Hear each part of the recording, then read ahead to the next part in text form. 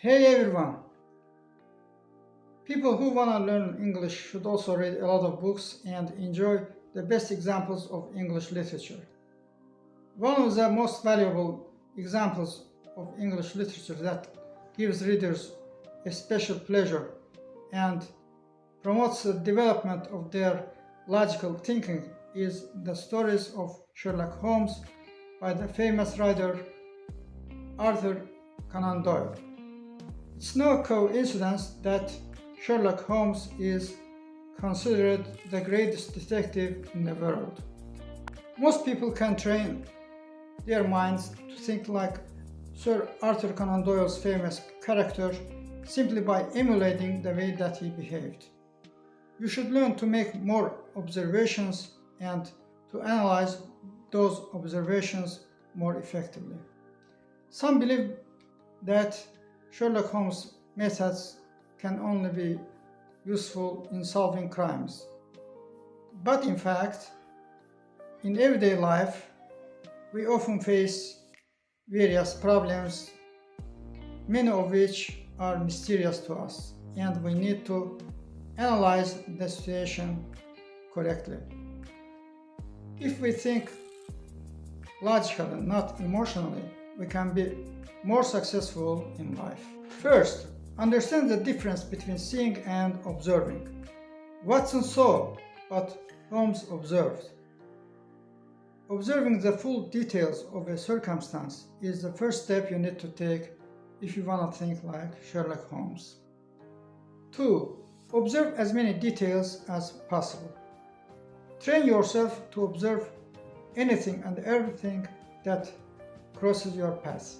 When you enter a room, observe the situation there as much as you can. Notice the things like the condition of the wall, the scent of the room, any noises you hear, and so on. Use all your senses to make thorough observations. Take a notebook with you to record the results of your observations. At first, use your notebook to record everything you see. With time, you'll begin naturally becoming more observant and won't need to rely as much on your notebook. Third, listen and observe before drawing conclusions.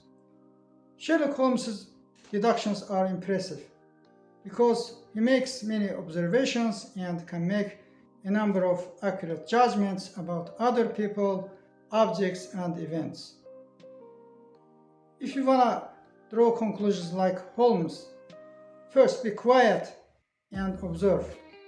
Pay attention to the person you are talking to and pay attention to his appearance, body language as you listen to him. Fourth, approach everything with skepticism. Sherlock Holmes is known to examine all possibilities. If you want to do the same, approach everything you hear with skepticism. Any claim or fact you hear throughout the day should be subject to examination to confirm or debunk it. Fifth, imagine a number of outcomes and possibilities. When confronted with a situation, think about multiple ways it can turn out. Sherlock Holmes never saw anything through tunnel vision. One of the reasons he was an excellent detective was his ability to consider multiple probabilities and outcomes. 6. Know the difference between impossible and improbable. By human nature, you might be tempted to rule out a possibility if it seems unlikely or improbable. However, these possibilities should also be considered. Only assumptions that are impossible, that they can never be true, can be completely ruled out. Logically, the only hypothesis left after these exceptions, no matter how inconceivable it may seem, will be the only true theory. 7th, keep an open mind. Avoid making any theories before you have all the evidence. If you form a conclusion before you gather and analyze all the facts, you'll damage your thought process and have a more difficult time forming an accurate solution. You must learn to twist theories to suit facts and not to adapt facts to theories. Gather the facts and throw away any ideas or assumptions that don't fit with those facts. Don't make any assumptions about possibilities that only exist in theory but not in fact.